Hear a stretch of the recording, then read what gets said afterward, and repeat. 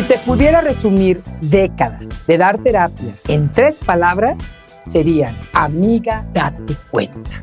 Al final, lo que más trabajo nos cuesta es asumir nuestra responsabilidad en el juego del amor. Te voy a explicar por qué te enamoras del que te hace daño, por qué te enganchas en peleas estúpidas, como las luchas de poder, y cómo salir del loop para cultivar la relación que realmente nutra tu alma y tu vida. Soy Aura Medina y te invito a mi podcast Shots de Realidad. O que se espalha mais rápido, fake news ou pulgas e carrapatos? Pode ser uma comparação estranha, mas se não forem controladas, elas podem afetar o bem-estar de todos. Para fake news, temos a informação. E para pulgas e carrapatos, Bravecto. Com uma única dose, seus pets ficam protegidos por até 12 semanas. É mais proteção e menos preocupação. Tá em dúvida? Essa é fácil de checar. Bravecto dura mais. Ei, você aí que gosta tanto de aprender. Sabia que a transição energética justa já faz parte da sua vida? Com a Petrobras, ela está no apoio a projetos socioambientais, no desenvolvimento de energias renováveis e na redução de emissões. Com inovação e respeito ao meio ambiente, a Petrobras é líder na transição energética justa. E isso é bom para todo mundo. Petrobras, o Brasil é a nossa energia. Brasil, União e Reconstrução. Esta es una producción de Marta de Baile. ¿Quieres saber más sobre los mitos, errores y aciertos más comunes relacionados con la buena alimentación y el rendimiento físico? Beatriz Boullosa y Nicolás Mieriterán son tus nutriólogos de cabecera en Bendita Nutrición.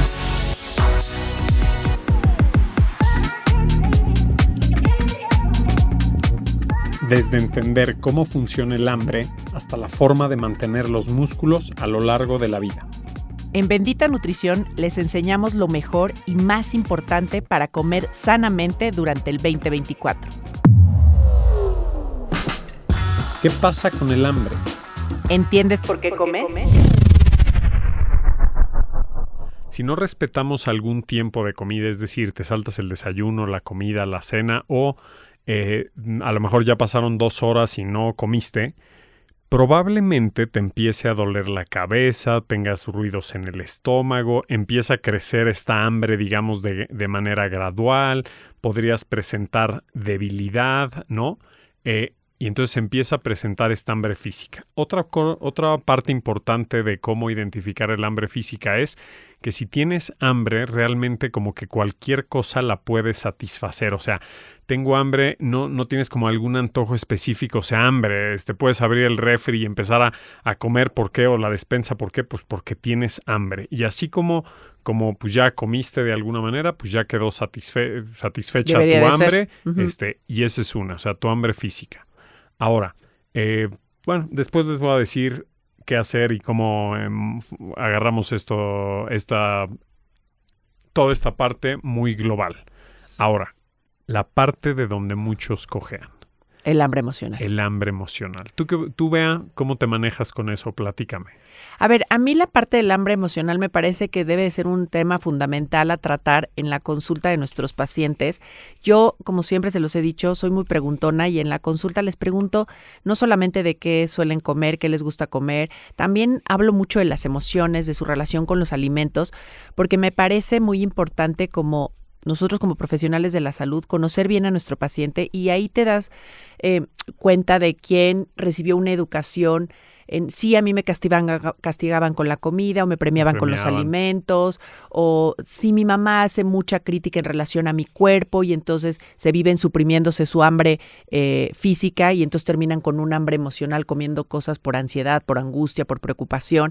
Entonces, es muy bueno preguntar y relacionarnos, involucrarnos en este tema porque falta mucha educación en términos de los conceptos del hambre y su relación con las emociones. Oye, por eso tú y yo nos llevamos también. Yo también me meto muchísimo en las emociones de mis pacientes y entonces cuando me doy cuenta que comen por estrés, porque están tristes, porque están aburridos, pues justo empiezo a hacer como muchas estrategias en darle la vuelta a eso porque pues las emociones pues, nos mueven para bien, para mal siempre, o sea, más bien para bien y para mal, y un mal manejo de emociones, lo que va a pasar en muchos casos es que comas desequilibrado, que comas muchas cantidades, que no comas lo que debes, y eso a la larga pues puede caer en un estado de enfermedad.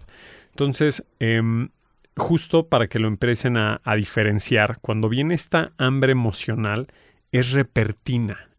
O sea, aparece de repente en lugar de que se empiece a construir. O sea, repentina tu hambre emocional. Tienes este deseo urgente de comer. Puedes tener ahí sí antojos específicos. Te puede llevar a comer en exceso y hasta puede haber culpa. Si empiezas a presentar como esos puntos, pues es más fácil que estés cayendo en hambre emocional. ¿Y qué debemos de hacer con el hambre emocional? Justamente, primero tomar conciencia de, oye, ahorita que lo mencionan, Bea y Nico, sí, yo me identifico que cuando empiezo con mucho estrés en el trabajo, inmediatamente corro a la maquinita y me como unas papas o un chocolate y entonces ya luego regreso. Esa en realidad sería hambre emocional. Es como querer calmar la preocupación y la angustia de algún otro tema con alimentos. ¿Por qué? Porque además los alimentos nos han demostrado que de alguna manera nos brindan calma o saciedad, porque sí, una de las funciones de la alimentación es el dar confort, el de, me cayó algo en la pancita, te distraen, además te producen placer porque eliges algo que te agrada. Pero la realidad es que te puede terminar trayendo problemas de salud como el sobrepeso, la obesidad, porque no responden a una necesidad real física. Entonces, lo primero es justamente hacer conciencia. Oye, me identifico con esto que están diciendo. Y lo segundo es siempre, nunca, grábense muy bien esto, nunca se quita un hábito, siempre se sustituye. Entonces, si yo estoy acostumbrada a correr a la maquinita y comer algo, entonces ahora lo que voy a hacer es salir de la oficina y dar una vuelta a la cuadra. Exacto. Hacer una llamada a mi mejor amiga para que sepa que me tiene que calmar, serenar, decir palabras acertadas, ver un video 5 minutos que me carcajee, que me ayude a producir endorfinas, dopamina, lo que sea necesario para como no conectarme con esta preocupación. Les explicamos qué es la composición corporal y cómo es mucho más importante que tu peso. Cuando la gente dice tal persona o tal deportista tiene buena genética para cierto deporte, ciertas características, yo estoy convencido que deberíamos de decir esa persona tiene buen esqueleto para eso, porque el esqueleto nos da la estatura, lo largo de las manos, lo largo de los pies, etcétera. Y esas mediciones o esos segmentos anatómicos marcan la diferencia en todos los deportes. Un ejemplo clarísimo sería Michael Phelps. Exacto. Que tiene, porque me quería decir el pasado cuando se dedicaba a nadar profesionalmente, pero bueno, tiene una longitud de mano y de pies fuera de lo normal. Fuera de lo normal, y esto le permitía pues empujar más agua y por lo tanto desplazarse mejor. De hecho, por ejemplo, él estaba hecho para eso, ¿no? Sus pies eran muy grandes. No recuerdo bien el dato, pero según recuerdo eran 42 centímetros de sus pies. Uh-huh. Y su tronco era largo y sus piernas eran cortas. Él realizaba una técnica de nado que le llaman patada de delfín. Y al tener las extremidades inferiores cortas, le daba más potencia para poder desarrollar eso. Y aunado a lo que dijiste de las manos, la envergadura es el punto distal entre dedo medio y dedo medio. Y por lo regular es más o menos 2-3 centímetros de la estatura. Él se pasaba como 8-10 centímetros. Ay, me acuerdo de ese dato. Para que se den una idea de la envergadura, imagínense que se ponen en forma de Cristo, abren los brazos y lo que mida desde el dedo medio de la mano derecha hasta el dedo medio de la mano izquierda, eso se le conoce como envergadura.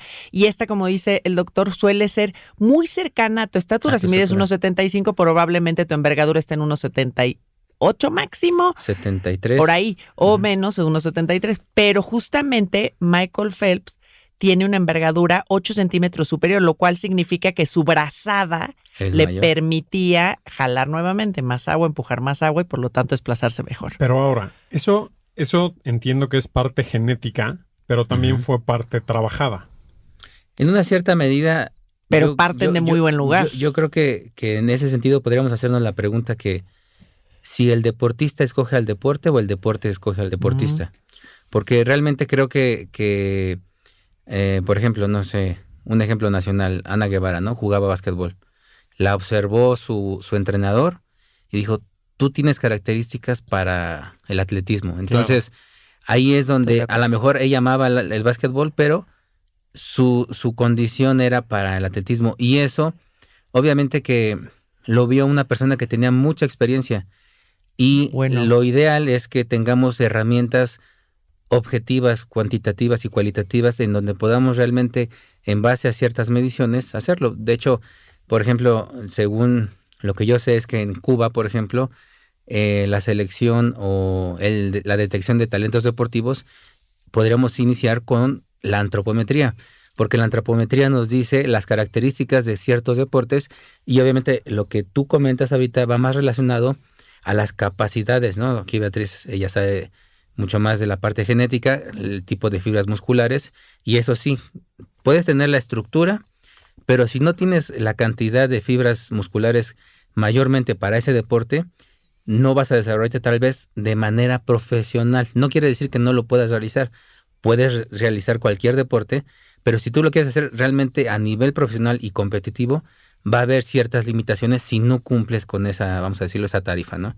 Hay, por ejemplo, en este caso, las fibras musculares, puede ser que alguien tenga desarrolladas más las fibras rojas y con entrenamiento las pueda desarrollar todavía más o viceversa. Entonces, el entrenamiento y el estímulo que le demos al cuerpo favorece a que se desarrollen más, pero netamente ya venimos ahora sí con una cierta carga, ¿no? Mira, creo que tocas un tema importante para todos los que se nos están escuchando, que son mamás, papás, a lo mejor. Primero me quedé pensando en sus hijos, ¿no?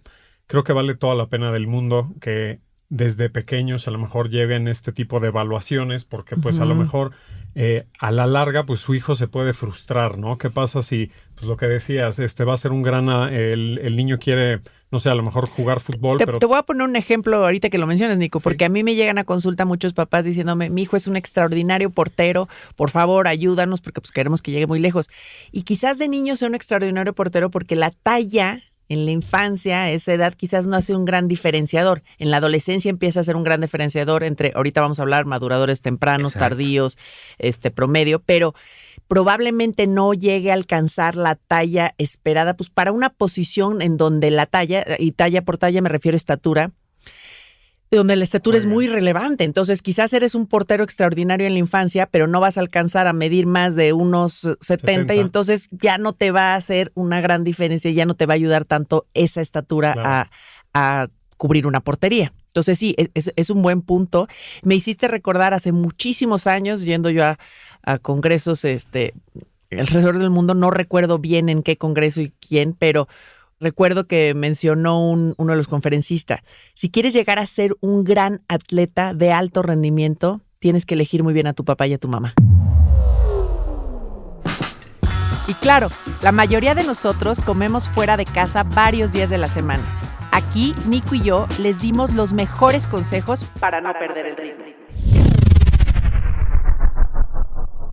Yo les diría, de preferencia traten de buscar la alternativa de ir a un supermercado, porque en el supermercado se van a ampliar las opciones. Y en el supermercado van a poder encontrar, por ejemplo, yo recomiendo mucho yogurt sin azúcar y sin grasa, que te van a dar mucha saciedad, y si eso lo mezclas o con frutos rojos o con una fruta, sin duda te va a ayudar a que sea una muy buena opción de snack. Se pueden comprar estas rebanadas de jamón ya hechas, ya envasadas, y te puedes echar unos rollitos de jamón. También hay un queso que ahora yo recomiendo mucho que viene en rebanadas, que también es como muy útil, porque entonces, por ejemplo, ese yo lo tengo en mi oficina, porque sí tengo, y si un día me quiero hacer rollitos de jamón con queso, ya tengo las opciones ahí. Entonces, de preferencia, tratar de ir a un supermercado. No, Beatriz, se me complica, entiéndeme que a mí me queda la señora del puesto que vende torta de tamal y me queda la tienda esta de... Ahí les diría que ya existen algunas alternativas. Está por lanzarse, seguramente no lo tienen en mente, pero está por lanzarse fruta en cuadritos chiquitos, que es fruta seca, y no voy a decir el nombre porque no nos patrocinan, pero ya que nos patrocinen les juro que les voy a decir el nombre. Pero la van a encontrar, seguro la van a encontrar, porque además como apenas la van a lanzar y todo, seguro van a escuchar mucho esto, pero es fruta deshidratada, es la porción de una fruta, entonces como súper útil, pero viene en una bolsita.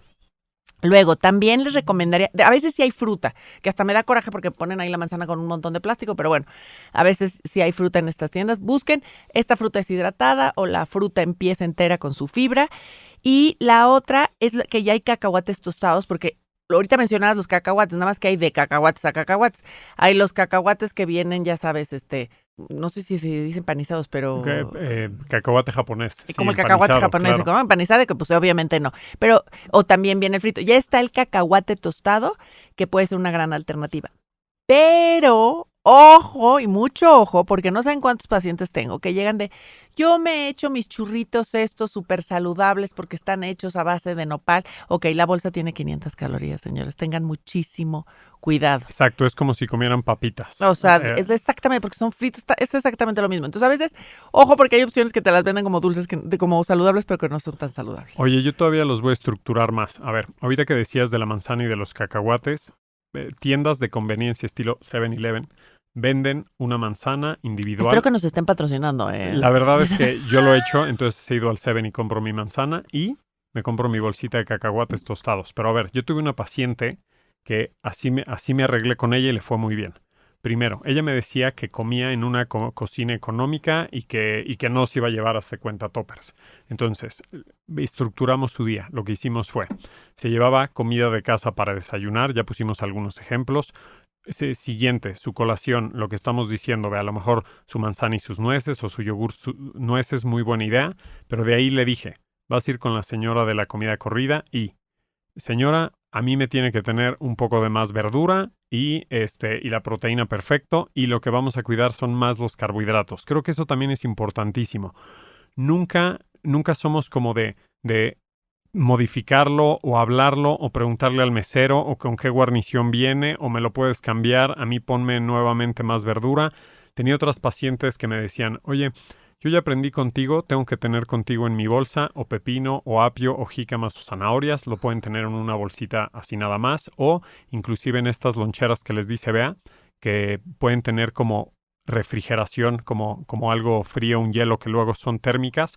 Y entonces, cuando esta paciente mía pues llegaba a la hora de la comida y no había tanta verdura, ella sacaba sus verduras, lo cual está bastante bien. Tienen que tener también mucho cuidado, a mis ojos, con no comer todo el día. También nos enfrentamos a desayunan y en media mañana pican y antes de comer pican y luego comen y luego en la tarde pican y vuelven a picar y luego cenan. Creo que eso tienen que tener mucho cuidado con esa planeación del día, porque si no van a estar comiendo todo el día y les aseguro, les va a costar más trabajo ver los resultados que quieren. Y otra recomendación que les daría es que también pongan en el radar el consumo de agua simple, porque es importante mantenernos hidratados a lo largo del día. Y recuerden que en una parte muy pequeña del cerebro es donde se regula el hambre, el sueño, la saciedad, la sed. Entonces, como los bebés, ¿no? A veces estamos irritables y pensamos que es porque tenemos hambre y la realidad es que fue porque no dormimos nuestras 8 o 7 horas. O a veces, en realidad, lo que nuestro cuerpo necesita son líquidos y estamos como ansiosos buscando comida. Entonces, pongan como prioridad el consumo de agua simple para... Una vez que tomen el agua simple, siempre tomen las mejores decisiones y no tomen las decisiones a partir de un hambre feroz o de incluso el antojo, sino hay que tomarse el tiempo y el espacio, respirar, tomar agua y decir, a ver, ¿cuál es la mejor alternativa en este momento? Bendita Nutrición, con Bea Boullosa y Nicolás Mieri Terán. Esta es una producción de Marta de Baile.